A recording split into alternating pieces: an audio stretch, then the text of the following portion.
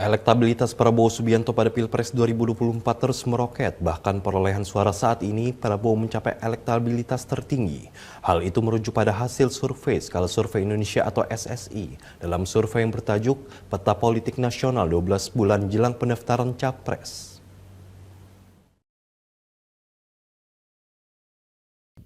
Hal itu disampaikan Direktur Eksekutif SSI, Abdul Hakim mengatakan, dari hasil survei yang dilakukan oleh SSI yang dimulai sejak 23 sampai 29 September 2022, melibatkan 1.200 responden di 34 provinsi di Indonesia dengan menggunakan metode tatap muka atau wawancara langsung dengan responden.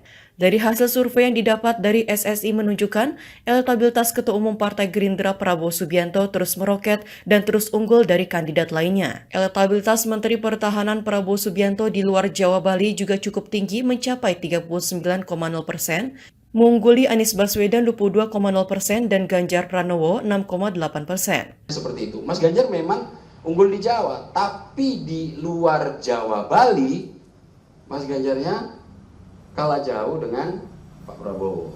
Jadi komposisi pemilih saat ini di antara tiga, kenapa saya cuma ambil tiga? Kalau ingin melihat komposisi yang lain, lihat di atas ini.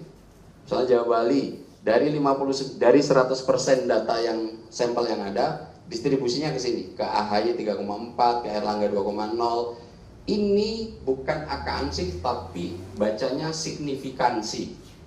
Jadi pemilih di Jawa Bali lebih cenderung banyak memilih Ganjar Pranowo dibanding 9 calon yang lain.